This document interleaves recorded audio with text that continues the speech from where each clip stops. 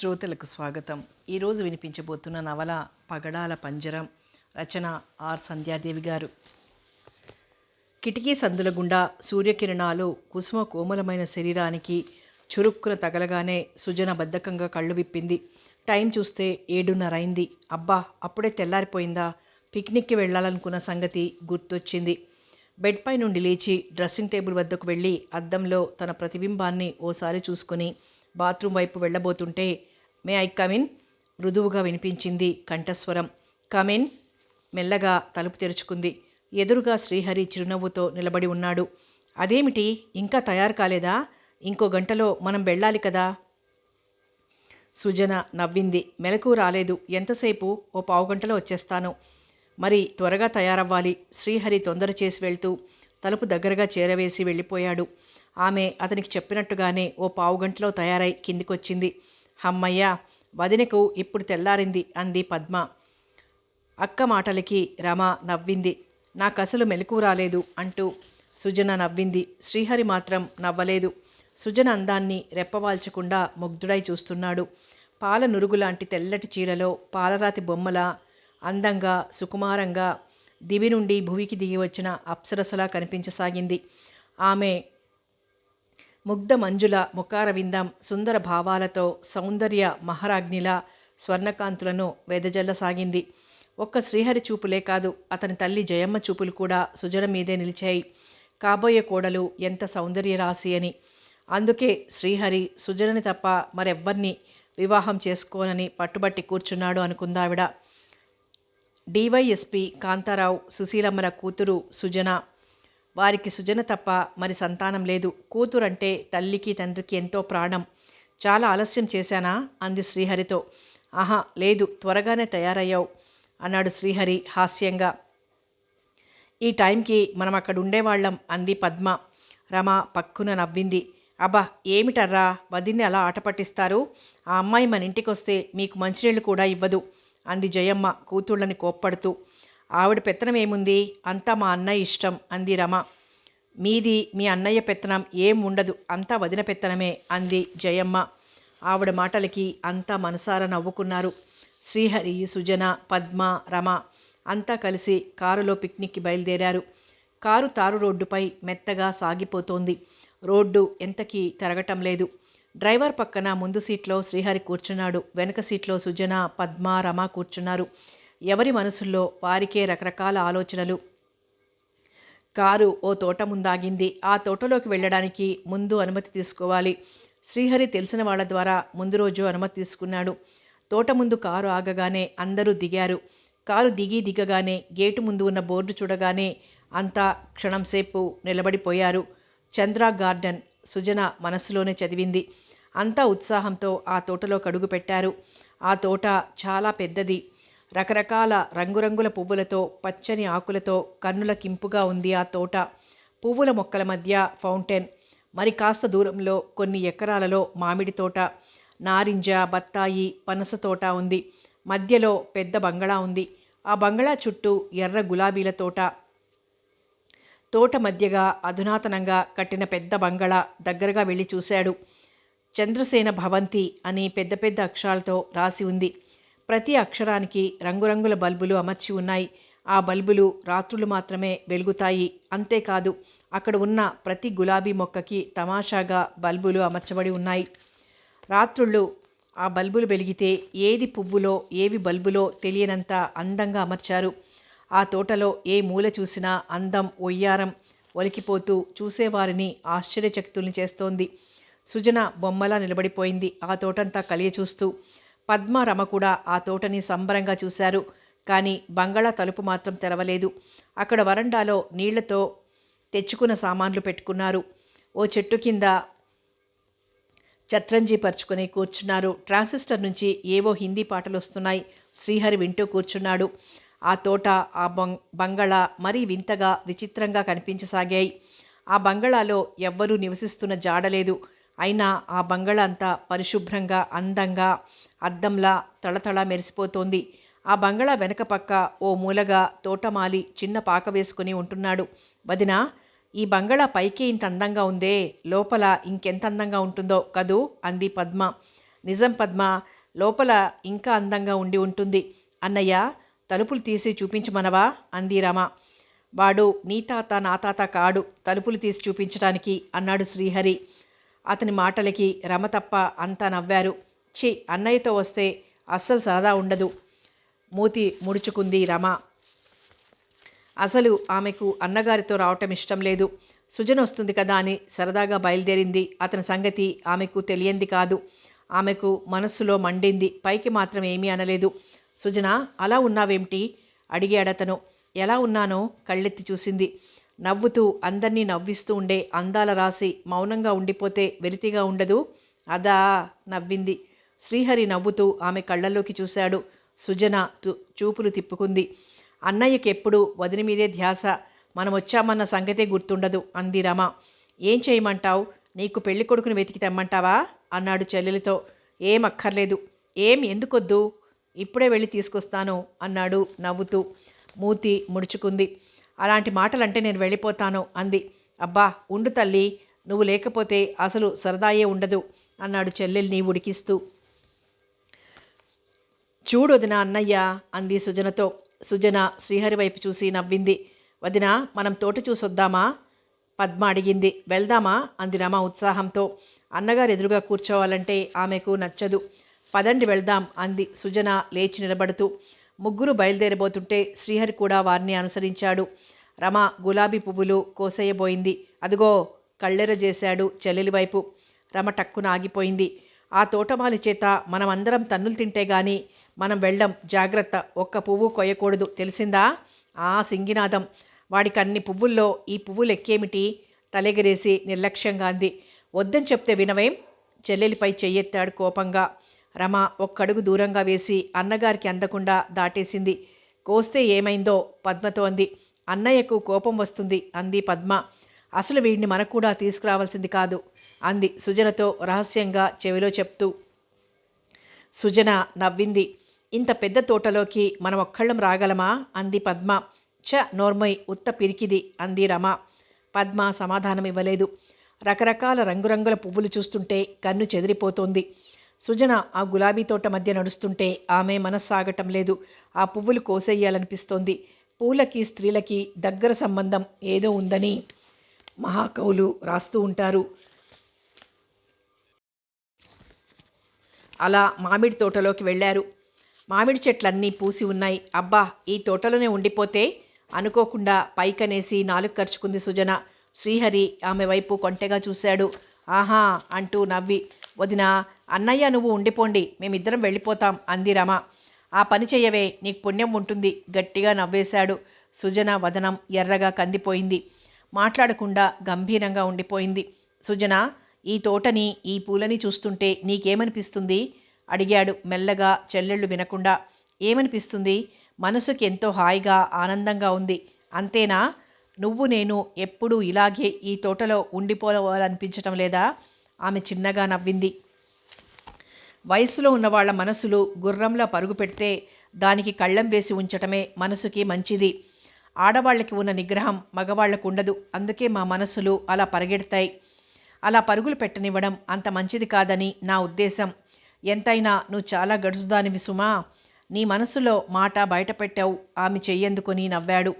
పదండి, వాళ్ళేమైనా అనుకోగలరు అంటూ అతని చెయ్యి వదిలి పద్మ రమలతో నడవసాగింది. శ్రీహరి చూపులు మాత్రం సుజన వైపే ఉన్నాయి. పొడవుగా ఉన్న జడ ఆమె నడుస్తుంటే వయ్యారంగా ఊగుతోంది. నాజుగ్గా బొమ్మలా ఉంది. వెనక నుంచి ఆమె అందాన్ని చూస్తూ అనుకున్నాడు, ఈమె తనకి మామయ్య కూతురు కావటం నిజంగా తన అదృష్టం. తమ వివాహానికి అమ్మ, మామయ్య, అత్తయ్య కూడా ఇష్టపడ్డారు. త్వరలోనే ఆ పెళ్లి కూడా జరుగుతుంది. అప్పుడు ఆమె దూరంగా ఉంటే తను ఊరుకుంటాడా? మనసులో నవ్వుకున్నాడు. అన్నయ్య, ఆ నెమళ్ళు చూడు అంటూ రమ చూపించింది. 6 నెమళ్ళు అందంగా ఆ తోటలో తిరుగుతున్నాయి. అబ్బా, ఈ తోట ఎవరిదో గాని ఎంత అదృష్టవంతులో వాళ్ళు అంది సుజన. నెమళ్ళని చూస్తున్న శ్రీహరి ఆమె మాటలతో ఇటు తిరిగి, ఎవరో జమీందార్లది, రాజా మహేంద్రనాథ్ గారి కొడుకు, రాజా కృష్ణభూపాల్ గారి తోట ఇది చెప్పాడు. ఆ రాజా మహేంద్రనాథ్ గారు ఉన్నారా? పద్మ అడిగింది. లేరు, ఆయన కొడుకున్నాడు. అతనే తన భార్య పేరు మీద ఈ బంగళా కట్టించాడట. అన్నయ్య, నువ్వు ఆ కృష్ణభూపాల్ గారిని చూశావా అడిగింది రమ. ఎప్పుడూ చూడలేదు గాని అంతా చెప్పటం అతను ఎంతో అందంగా చక్కగా ఉంటాడని. అబ్బా అంది రమ. పద్మ శ్రీహరి చూడకుండా చెల్లెల్ని మోచేత్తో పొడిచింది ఊరుకోమన్నట్టు. సుజనకి నవ్వొచ్చినా పెదవుల మధ్య ఆ నవ్వుని దాచేసుకుంది. వదినా, ఆ చెట్టు కొమ్మ చాలా క్రిందకుంది, వెళ్ళి కూర్చుందామా అడిగింది పద్మ. అలాగే ఉత్సాహంతో సుజన బయలుదేరింది. అదిగో, నువ్వు అసలే నాజూగ్గా గాలి వేస్తే పడిపోయేటట్టుంటావు, వాళ్లతో పాటు ఆ చెట్టు చేమలో ఎక్కొద్దు అంటూ కోప్పడ్డాడు. అతని కన్నుల్లో ఆమెపై అనురాగం తొణికిసలాడింది. పాపం మూతి విరిచింది రమ. వదినంటే అన్నయ్యకి ఎంతిష్టమో నవ్వింది పద్మ. సుజన కళ్ళు శ్రీహరి కళ్ళు క్షణం కలుసుకున్నాయి. అతని చూపులతో తన చూపులు ముడిపడకుండా తన చూపులు చప్పున మరోవైపుకి తిప్పుకుంది. శ్రీహరి అంతరంగం పురివిప్పిన నెమలిలా నాట్యం చెయ్యసాగింది. సుజన, పద్మ, రమ ముగ్గురు ఓ చెట్టు కొమ్మపై కూర్చున్నారు. ముగ్గురు సరదాగా కబుర్లు చెప్పుకుంటూ ఒకరిని ఒకరు గిల్లుకుంటూ కితకితలు పెట్టుకుంటూ చెట్టు కొమ్మపై నుండి దూకి క్రింద పరుగులు తీశారు సరదాగా. వాళ్ళ ఆటల్ని తిలకిస్తూ ఓ చెట్టుకు చేరబడి సిగరెట్ కాల్చసాగాడు శ్రీహరి. 1 గంట దాకా ఎవ్వరికీ ఆకలి వెయ్యలేదు. తరువాత అందరూ కూర్చొని తమతో తెచ్చుకున్న పలహారాలు తిని ఫ్లాస్క్లో హార్లిక్స్ తాగి వక్కపొడి వేసుకుని చెట్టు నీడలో కూర్చున్నారు.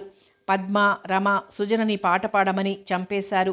పాట పాడిందాకా వదల్లేదు. సుజన వారి పోరు పడలేక మెల్లగా ఓ పాట అందుకుంది. తీగెలను మీటుతున్నంత అందంగా, మువ్వలు మోగిస్తున్నంత చక్కగా, వీణుల విందుగా వినిపిస్తున్న ఆ పాటని ఆ ముగ్గురు శ్రోతలు మైమరిచి వినసాగారు. ఆ పాట ఆగిపోగానే గంధర్వలోకం నుంచి ఒక్కసారి భూమి మీద పడినట్టు అయిందందరికీ. మరో పాట అంటూ ఆమె చేత వరుసగా 3 పాటలు పాడించారు. వదినా, నువ్వింత చక్కగా పాడతావని మాకు తెలీదు అంది పద్మ. నవ్వింది. ఎంతో అందంగా కనిపించింది ఆమె అతని కళ్ళకి. 4 గంటలవుతుండగా జీడిపప్పు పకోడీ, స్వీట్సు తిన్నారు. కాసేపు కబుర్లలో పడ్డారు. టైం చూస్తే 5 అయింది. అబ్బా, ఇక వెళ్దామా అన్నారు పద్మ, రమ. కానీ సుజన మాత్రం కదల్లేదు. పరధ్యానగా ఉండిపోయింది. రాణిగారు, తమరు లేస్తారా, వెళ్దాం అన్నాడు హాస్యంగా. ఈ తోట విడిచి ఇప్పుడప్పుడే రాబుద్ది పుట్టటం లేదు అంది నవ్వి. చచ్చాం, నిజంగా ఇక్కడే ఉండిపోతావా అన్నాడు ఆశ్చర్యంగా ముఖం పెట్టి. అతని మాటలకి పద్మ, రమ నవ్వారు. పదండి అన్నాడు. సుజన అయిష్టంగా లేచింది. పద్మ, రమ తమతో తెచ్చిన సామాన్లు అవి బాస్కెట్లలో సర్దేశారు. సుజన ఇంకా పరధ్యాసగానే నిలబడింది. వదినా, నిన్ను చూస్తుంటే నువ్వు నిజంగా ఇక్కడే ఉండిపోయేటట్టున్నావు అంటూ నవ్వింది రమ. నిజం రమ, నాకు ఈ తోటని చూస్తుంటే ఇక్కడే జీవితమంతా గడిపేయాలనిపిస్తోంది. అయితే మేమంతా వెళ్ళిపోమా అంటూ రమ ఫక్కున నవ్వింది. సుజన నవ్వుతూ బయలుదేరింది.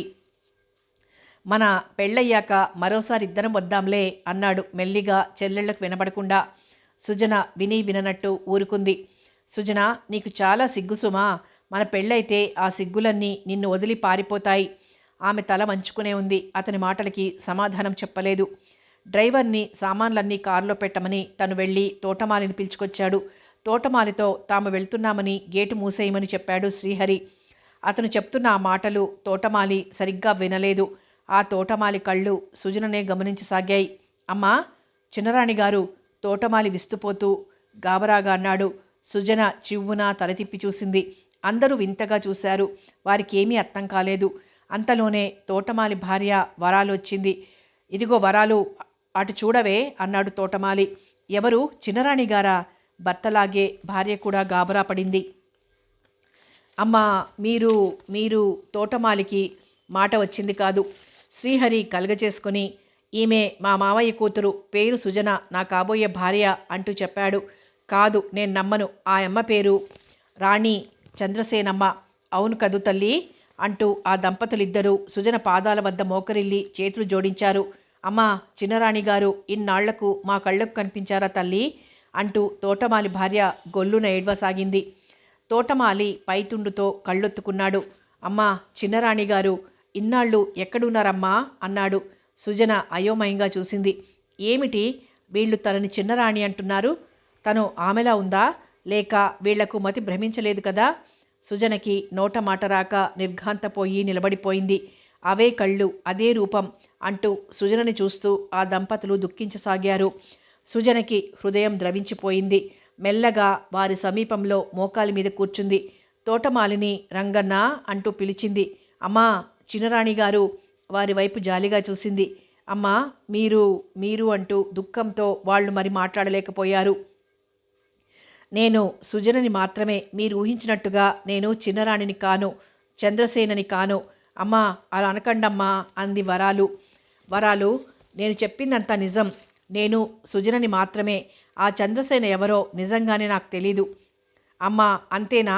ఆ అమ్మని, ఆ చల్లని తల్లిని ఇక మేము చూడలేమా? ఊరుకో వరాలు, రంగన్న ఊరుకో అంది సుజన. తల్లి, అమ్మని మర్చిపోలేకపోతున్నాం. ఆ అమ్మ కన్ను మూసింది మొదలు ఆ భవనమే చీకటైపోయింది. చిన్నబాబు గారి జీవితం అలా అయిపోయింది తల్లి అన్నాడు కళ్ళొత్తుకుంటూ. చిన్నబాబు గారా? అవును తల్లి. రాజా మహేంద్రనాథ్ గారి ఏకైక వారసులు వారే తల్లి. కృష్ణభూపాల్ గారు చంద్రసేనమ్మని మనసారా ప్రేమించి పెళ్లి చేసుకున్నారు. 6 నెలలు తిరగకుండానే అంటూ తోటమాలి దుఃఖంతో మరి మాట్లాడలేదు. అమ్మా, మిమ్మల్ని చూస్తుంటే చిన్నరాణి గారే అనుకున్నాం. ఆ మాట, ఆ తీరు అంతా అవే పోలికలు. పోలికలు ఉన్నంత మాత్రాన ఇద్దరం ఒకటెలా అవుతాం వరాలు అంది. ఏమో తల్లి, పొరపాటు అని అనుకోలేకపోతున్నాం మిమ్మల్ని చూస్తూ ఉంటే. సుజన హృదయం అంతా జాలితో నిండిపోయింది. మనసంతా భారమైంది. ఆ చిన్నబాబు గారు మిమ్మల్ని ఒక్కసారి చూస్తే వారి మనసులో బాధ అంతా ఒక్కసారి కడిగేసుకుంటారు తల్లి. ఆ బాబుగారు ఇప్పుడెక్కడున్నారు? అక్కడే ఉంటున్నారమ్మా. మరి ఇక్కడికి ఎప్పుడు రారా? వస్తారమ్మా, కానీ ఎన్ని రోజులకో ఒకసారి వస్తారు, రోజు రారు. ఈ బంగళాకు వస్తే తలుపులు మూసుకొని కూర్చుంటారు. ఎప్పుడూ ఒంటరిగా తలుపులు మూసుకొని పరధ్యాసగా ఎప్పుడూ ఏదో ఆలోచిస్తూ కూర్చుంటారు. ఎంతో హుషారుగా ఉండే బాబుగారు ఎలా మారిపోయారో తలుచుకుంటే గుండె తరుక్కుపోతుంది తల్లి. ఆ జాలి గాథ విన్న సుజనకి కన్నీరు ఆగలేదు. కన్నీటి బిందువులు ముత్యాల్లా జలజల రాలిపడ్డాయి. శ్రీహరి సుజన భుజం మెల్లగా తట్టి పదమన్నట్టు సైగ చేశాడు. ఆమె లేవలేక లేచింది. వస్తాను రంగన్న, వరాలు అంది. మంచిదమ్మా, మిమ్మల్ని చూడగానే ఆ చల్లని తల్లి గుర్తుకొచ్చింది. ఒక్క క్షణం ఉండండమ్మా అంటూ ఆ దంపతులు గులాబీలు కోసి తెచ్చి సుజన ఒడినిండా నింపారు. ఆ పూలను చూసి మనస్సు ఆనందంతో గంతులు వెయ్యగా, కళ్ళ నీళ్లు సుడులు తిరుగుతుండగా కారులో కూర్చొని కన్నీటి పొరల గుండా ఆ దంపతులను చూసి చెయ్యి ఊపింది. కారు మెల్లగా బయలుదేరిన తర్వాత సుజనకి దుఃఖం ఆగలేదు. చేతుల్లో ముఖం కప్పుకొని వెక్కి వెక్కి ఏడ్చేసింది. సుజన కంగారుగా వెనుతిరిగి చూశారు. సుజన మాట్లాడలేదు. తనంతాను సర్దుకొని చీర చెంగుతో కన్నీళ్లు తుడుచుకొని కూర్చుంది. వదినా, పద్మ పిలిచింది. సుజన దుఃఖాన్ని మింగి నవ్వబోయింది. కానీ నవ్వు రాలేదు. ఆమె మనసంతా ఎలాగో అయిపోయింది. శ్రీహరి ఒకసారి వెనక్కి చూశాడు. సుజన అతను తన వైపు అలా చూడగానే కళ్ళు దించుకుంది. అందరూ నీరసంగా ఇంటికి చేరుకున్నారు. అందరూ స్నానాలు చేసి కూర్చున్నారు. సుశీలమ్మ అందరినీ భోజనానికి పిలవటంతో అందరూ డైనింగ్ టేబుల్ దగ్గరకు వచ్చి కూర్చున్నారు. పిల్లలు అంతా సరదాగా కబుర్లు చెప్పుకుంటుంటే కాంతారావు గారు సరదాగా వింటూ కూర్చున్నారు. కానీ సుజన వాళ్ల కబుర్లలో పాల్గొనలేదు. వారితో సరదాగా నవ్వలేదు. పరధ్యాసగా అన్నం కెలికిందే గాని ఒక్క ముద్ద కూడా నోట పెట్టలేదు. అమ్మా సుజన, భోజనం చెయ్యమ్మా ఆప్యాయంగా చెప్పింది సుశీలమ్మ. ఆ అంది తనంతాను సర్దుకుని కంచంలో అన్నం కలుపుకోసాగింది. కాంతారావు గారు భోజనం చేస్తున్నవాడల్లా ఆగిపోయి కూతురు ముఖంలోకి చూశారు. సుజన మెల్లగా భోజనం చేయసాగింది. తల వంచుకుని భోజనం చేస్తున్నా ఆమె ఏదో బాధపడుతున్నట్టు గ్రహించారు తల్లిదండ్రులు. ఇద్దరూ ముఖాముఖాలు చూసుకున్నారు. ఏం జరిగింది అంటూ. సుజన, ఏమిటి తల్లి అలా ఉన్నావు అన్నారు కాంతారావు. అది కాదు మామయ్య, మీ ముద్దుల కూతురు శరీరంలాగే మనసు సుకుమారమే. అక్కడేం జరిగిందంటే అంటూ అక్కడ జరిగిన విషయమంతా పూసగుచ్చినట్టు మేనమామకు చెప్పాడు శ్రీహరి. భార్యాభర్తలిద్దరూ ఒకసారి ముఖాముఖాలు చూసుకున్నారు. సుజన అన్నారు కాంతారావు గారు. శ్రీహరి చెప్పింది అంతా నిజమేనా అన్నట్టు. శ్రీహరి సుజన వైపు చూసి నవ్వాడు. ఏమిటో నాన్నగారు, పాపం ఆ చంద్రసేన గురించి వాళ్ళలా చెప్తుంటే నాకు దుఃఖం ఆగలేదు అంది సుజన నవ్వి. కాంతారావు గారు మాట్లాడలేదు. చెప్తుంటే మాకే కళ్ళనీళ్లు తిరుగుతున్నాయి అంది సుశీలమ్మ. నిజమే పాపం అంది జయమ్మ సానుభూతిగా. గాఢంగా నిట్టూర్చారంతా. చూడు సుజన, మనం తెల్లవారులేచి ఎన్నో మాటలు వింటూ ఉంటాం. ఇలాంటి విషయాలు మనం మనసులో పెట్టుకోకూడదు, విని వదిలేస్తుండాలి అన్నాడు శ్రీహరి. సుజన నవ్వి, ఎంతైనా పోలీస్ ఆఫీసర్ అనిపించాడు అంది. మరేమిటనుకున్నావు? ఈ పోలీస్ అధికారులకి జాలి దయ అంటూ ఉండకూడదు అంటూ భుజాలెగరేసి నవ్వాడు. అందరూ నవ్వేశారు. వాతావరణం కాస్త తేలికపడింది. మర్నాడంతా హాల్లో కూర్చొని కబుర్లు చెప్పుకుంటున్నారు. సుజన మేడ మీద ఉంది. అన్నయ్య, సుజన శ్రీహరిల పెళ్లికి ముహూర్తం పెట్టించేద్దాం. ఇంకా ఏమిటి ఆలస్యం? నా ఇంటికి కోడలు రావాలని కోరికగా ఉంది. త్వరగా ముహూర్తం పెట్టించేయి అన్నయ్య అంది జయమ్మ కాంతారావు గారితో. నాకు వాళ్ళకి త్వరగా పెళ్లి చేసేయాలనే ఉంది. మరి ఇంకెందుకు ఆలస్యం అన్నయ్య? మరి సుజనని ఒక మాట అడగొద్దు అన్నారాయన చిరునవ్వుతో. ఒక్క మాట కాదు, 1000 మాటలు అడుగు. ముహూర్తం నిశ్చయిస్తేనే గాని నేను ఈ ఊరు నుండి కదలను అందావిడ. ఖచ్చితంగా. శ్రీహరి తనలో తాను నవ్వుకున్నాడు. అతను సెలవు లేకపోయినా తల్లితో వచ్చింది అందుకే. తను కూడా వచ్చి తల్లితో అడిగిస్తే ఆవిడ పట్టుపడితే వెంటనే ముహూర్తం పెట్టిస్తారన్న నమ్మకం ఉందతనికి. ఈసారి ముహూర్తాలు నిశ్చయించుకోవటం ఎలాగూ తప్పదు అనుకున్నాడు మనసులో. అమ్మా సుజన అంటూ కాంతారావు గారు మేడ మీదకి వెళ్ళారు కూతురు అభిప్రాయం కనుక్కోవడానికి. చూశావా వదిన, ఆయనకి కూతురంటే ఎంత ప్రేమో అంది సుశీలమ్మ. ఆ గారాబంతో నా ప్రాణం మీదకి తెచ్చేలా ఉన్నారు అంటూ నవ్వాడు శ్రీహరి. సుశీలమ్మ కూడా నవ్వింది. చాలేరా నీ హాస్యం, నువ్వును. నీకు మాత్రం మేము గారాబం చెయ్యలేదు. మామయ్యకు ఒక్కగానొక కూతురు మరి అందావిడ. నాకెందుకు బాబు, నేను అలా తిరిగొస్తానంటూ అతను వీధిలోకి దారి తీశాడు. తండ్రి మేడ మీదకి రాగానే ఏమిటి నాన్న, ఏం కావాలి అంది చేతిలో పుస్తకం మూసేస్తూ. నీతో ఓ ముఖ్యమైన విషయం మాట్లాడదామని. ఏ విషయం నాన్న అంది ఆశ్చర్యంగా. అదే నీ పెళ్లి విషయం అంటూ ఆయన ఓ కుర్చీలో కూర్చున్నాడు. నా పెళ్ళికి ఇప్పుడప్పుడే ఏం తొందర నాన్న అంది మెల్లగా. ఆడపిల్లకి పెళ్లి చేయటం ఎప్పటికైనా తప్పదు తల్లి. అది కాదు నాన్నగారు, ఇప్పుడు నా పెళ్ళికి తొందర ఏమిటి? ఓ సంవత్సరం పోనివ్వండి, మీరు చెప్పినట్లే చేసుకుంటాను అంది సుజన. ఆమెకు ఇంత త్వరగా పెళ్లి చేసుకోవడం ఇష్టం లేదు. సంవత్సరం దాకా పెళ్లి చేసుకోను అంటే మీ అత్తయ్య ఊరుకుంటుందా? ముహూర్తాలు నిశ్చయించుకుందామనే వాళ్ళొచ్చారు. చెప్పు తల్లి, ఇప్పుడు కాదంటే మరో సంవత్సరమైనా ఆగుతారు. కానీ శ్రీహరి చిన్నబుచ్చుకుంటాడు. ఇప్పుడు పెళ్లి చెయ్యమంటే. సుజన తలెత్తలేదు. ఆమె చూపులు నేలకు అతుక్కుపోయాయి. నా దగ్గర నీకు సిగ్గెందుకమ్మా? చెప్పు తల్లి, కొన్నాళ్ళు ఆగిన తర్వాత అయినా పెళ్లి చేసుకోవాల్సిందేగా. ఆ పెళ్ళి ఇప్పుడే జరిగితే మాకందరికీ సంతోషంగా ఉంటుంది. సుజన ఏదో అనేలోగా అక్కడికి జయమ్మ వచ్చింది. అయినాయా మీ తండ్రి కూతుళ్ళ కబుర్లు అందావిడ. నవ్వారు. అయితే నీ కూతురు ఏమంటోంది? నా కూతురు నా మాట ఎప్పుడూ కాదనదు గర్వంగా చూశాడు. ఆ మాట వినటంతోనే జయమ్మకు ఇంత ముఖం అయిపోయింది. అయితే నీ కూతురు ఒప్పుకున్నట్టేనా సంబరంగా అడిగింది. ఆహా అన్నారాయన. అయితే ఇంకా ఏమిటి ఆలస్యం? పంతులు గారికి వెంటనే కబురు చేద్దాం వదినా అంటూ హడావిడిగా కిందికి వెళ్ళిపోయింది. ఏమంటావు తల్లి? సుజన తండ్రికి సమాధానం చెప్పకుండా మౌనంగా ఉండిపోయింది. ఆయన ఆమె మౌనాన్ని అంగీకారంగా భావించారు. పిచ్చి తల్లి, నీ మనస్సు నాకు తెలీదు అంటూ కళ్ళ అద్దాలు తీసి కర్చీఫ్తో కళ్ళొత్తుకొని తిరిగి కళ్ళజోడు పెట్టుకుని కుదుటపడ్డ మనసుతో క్రిందకి వెళ్ళిపోయారు. ఓ గంటలో బ్రాహ్మణుడు రావడం, ముహూర్తాలు చూడటం జరిగింది. శ్రీహరి సుజనల జాతకాల దృష్ట్యా చూస్తే 3 నెలల వరకు మంచి ముహూర్తం లేదు. ఆ తరువాత దివ్యమైన ముహూర్తం ఉందని చెప్పగా ఆ ముహూర్తమే నిశ్చయించమన్నారు. ఆ విషయం అందరినీ సంతోషపరిచింది. సుజన ఎటూ చెప్పలేదు. శ్రీహరి ఎవరూ లేకుండా సుజనతో అన్నాడు. 1 నెల రోజులలో మన పెళ్లి జరిగిపోతుంది. నిన్ను నాతో తీసుకుపోవచ్చు అనుకున్నాను. 3 నెలలుంది ఇంకా మన పెళ్లికి. సుజన నవ్వి ఊరుకుంది. ఆ మర్నాడు ఉండి 3వ రోజు శ్రీహరి తల్లిని చెల్లెళ్ళని తీసుకుని వాళ్ల ఊరు వెళ్ళడానికి ప్రయాణమయ్యాడు.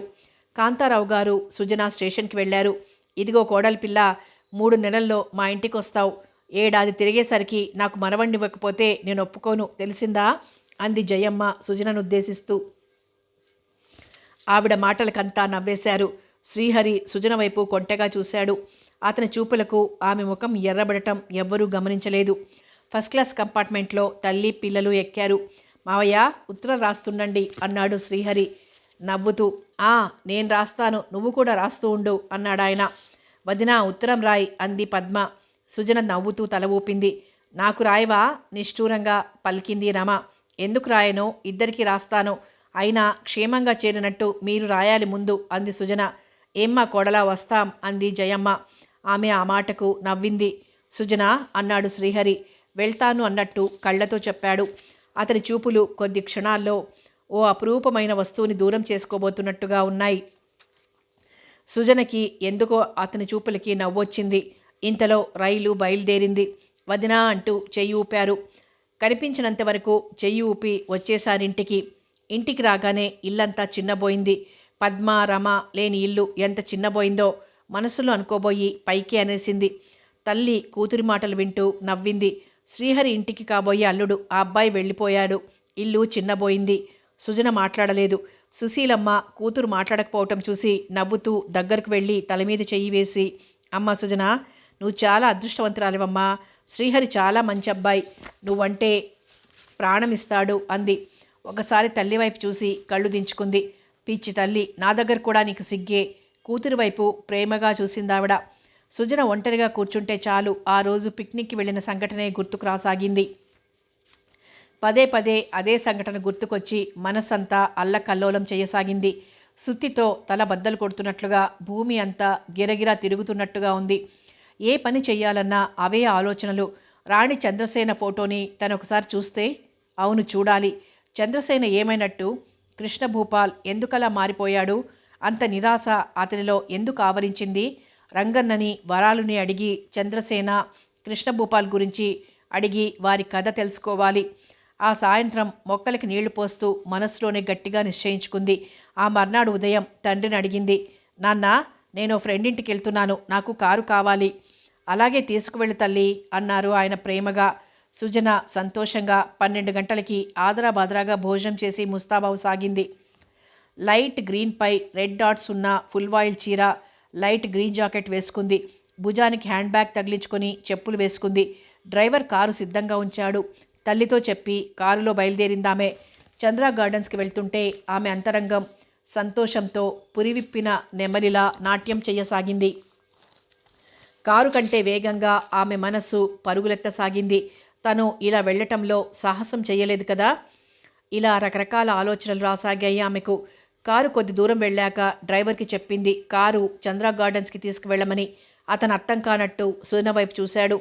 అతను అలా చూడగానే కాస్త తడబడింది. రావుజీ, నాకు మళ్ళా ఆ తోట ఒకసారి చూసి రావాలనుంది. నాన్నగారికి చెప్తే వెళ్ళనివ్వరని ఇలా చేశాను. మళ్ళీ త్వరగా వచ్చేద్దాం అంది అతన్ని బ్రతిమాలుతున్నట్లుగా. రావుజీకి పెద్ద వయసే ఉంటుంది. సుజనని కూతుర్లా చూస్తాడు. అది కాదు తల్లి, నిన్నక్కడికి తీసుకువెళ్లారని నాన్నగారికి తెలిస్తే కోప్పడతారు అన్నాడు ఇబ్బందిగా ముఖం పెట్టి. అసలు నాన్నగారికి చెప్పను కదా. నువ్వు చెప్పకు ప్లీజ్ రావుజీ, తీసుకెళ్ళవా? నాన్నగారికి ఎలా అయినా తెలిస్తే? తెలియదు, ఎలా తెలుస్తుంది? ఒకవేళ తెలిస్తే నేను చెప్తానుగా. రావుజీకి ఏం తెలీదు, నా పట్టుదల వల్ల తీసుకెళ్ళాడు. మీరేమైనా అనదలుచుకుంటే నన్నే అనండి అని చెప్తాను అంది నవ్వుతూ. నీ పట్టుదల నీదే గాని చెప్పిన మాట వినవుగా తల్లి అంటూ నవ్వుకుని కారుని చంద్ర గార్డెన్ వైపు పోనిచ్చాడు. కారు తిన్నగా చంద్ర గార్డెన్ ముందాగింది. రావుజీ గేట్ తెరవమని తోటమాలిని పిలిచాడు. తోటమాలి ఎవరా అని వచ్చి చూశాడు. కారులో సుజనను చూడగానే అమ్మా, చిన్నమ్మగారు అంటూ గబగబా గేటు తెరిచాడు. ఏమే వరాలు, ఎవరొచ్చారో చూడు. ఎంతో సంతోషంగా భార్యను కేకేశాడు. ఎవరు, చిన్నరాణి గారా అంది వరాలు పరుగున వచ్చి చూసి. వాళ్ళకి తనపై గల అభిమానానికి నవ్వింది. చిన్నరాణి గారి పోలికలు ఉన్నంత మాత్రాన చిన్నరాణిని ఎలా అయిపోతాను వరాలు? ఎంత మాట తల్లి, ముమ్మూర్తులా చిన్నరాణి గారే వచ్చారా అనిపిస్తోంది. అవును తల్లి, నిజంగా చిన్నరాణి గారిలాగే ఉన్నారు. మా చిన్నరాజా వారు చూస్తే ఇంకెంత సంతోషిస్తారో. వద్దు రంగన్న, ఆయన పాపం ఎంత దుఃఖంలో ఉన్నారో. చిన్నరాణి గారి పోలికల్లో నేను ఉన్నాను అని చెప్తే మారుతున్న గాయాన్ని తిరిగి రేపినట్టవుతుంది అంది సుజన. నిజమే తల్లి, ఆ బాబు పుట్టెడు దుఃఖంలో ఉన్నారు. సుజన గాఢంగా నిట్టూర్చింది. సుజన అక్కడ ఓ సిమెంట్ బెంచి మీద కూర్చుంది. ఆమె కాళ్ల దగ్గర ఆ దంపతులు కింద కూర్చున్నారు. Driver car దగ్గరున్నాడు. సుజనకి ఆ తోటలో పండ్లు తెచ్చిచ్చారు. కొద్దిగా తిని వదిలేసింది. రంగన్న, మీ చిన్నరాజావారి కథ వినాలనుంది, చెప్పవా? చెప్పడానికి ఏముంది తల్లి, మా చిన్నరాజావారు కృష్ణభూపాల్ వారు చంద్రసేనమ్మని ప్రేమించి వివాహం చేసుకున్నారు. పెళ్ళై 6 నెలలైంది. రాజాగారు సింగపూర్ వెళ్లారు. అప్పుడు చంద్రసేనమ్మ చచ్చిపోయింది. చచ్చిపోయిందా అంది సుజన. కళ్ళ నీళ్లు గిర్రును తిరిగాయి సుజనకి. అవునమ్మా, ఆయమ్మ చచ్చిపోయింది. సింగపూర్ నుంచి వచ్చిన చిన్నబాబు గారు ఈ కబురు వినగానే మొదలు నరికిన చెట్టులా కూలిపోయారు. ఆయన మళ్ళీ వివాహం చేసుకున్నారా అడిగింది ఆతృతగా. లేదు తల్లి, జన్మలో ఇంకో పెళ్లి మాటే లేదన్నారు.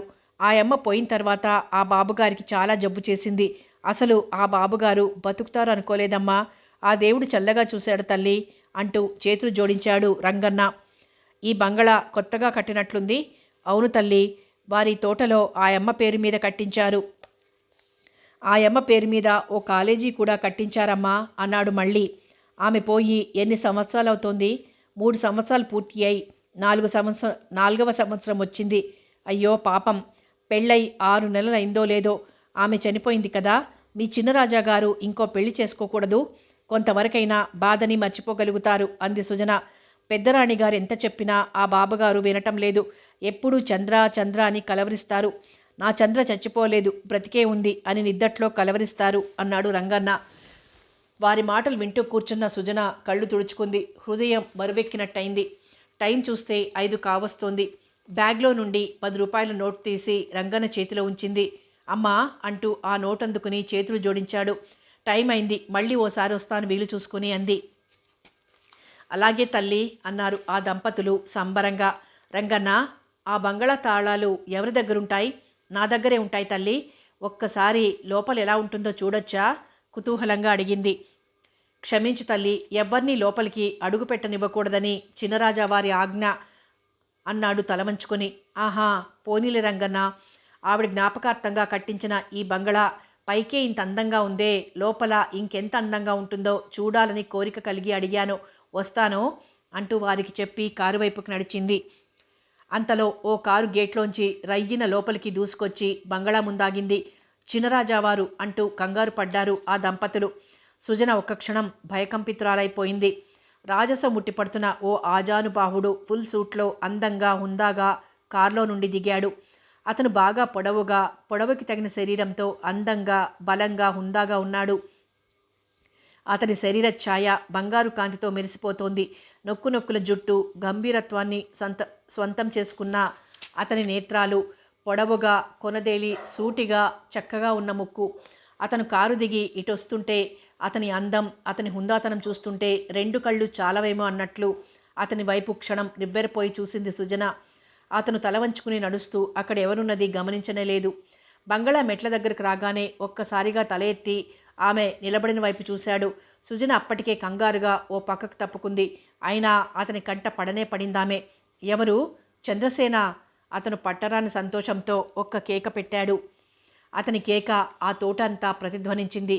ఒక్కసారిగా ఆనందంతో చేతులు చాచి ఒక్క ఉదుటున బలంగా దగ్గరకు లాక్కున్నాడామెను. అనుకోని ఆ సంఘటనకు తూలి అతని ఛాతీపై పడింది సుజన. చంద్ర, నాకు తెలుసు నువ్వు చచ్చిపోలేదని. నన్ను విడిచి నువ్వెక్కడికి వెళ్ళలేవు. నాకు తెలుసు చంద్ర అన్నాడు సంతోషంగా.